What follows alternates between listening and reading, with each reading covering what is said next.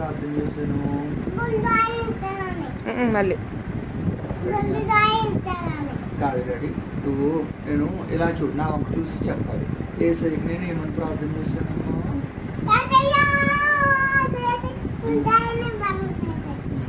అప్పుడు నాకు యేసయ్య ఎవరిని ఇచ్చాడు?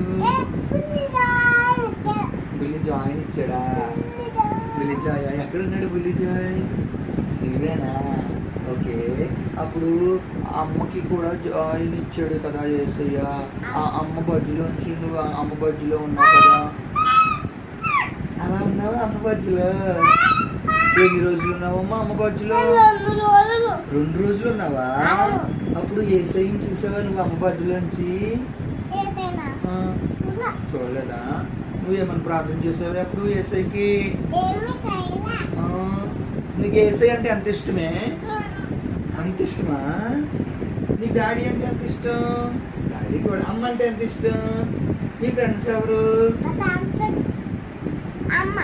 ఇంకా ఇంకా నీకు 3 ఫ్రెండ్స్ ఉన్నారా? ఎవరెవరు చెప్పు?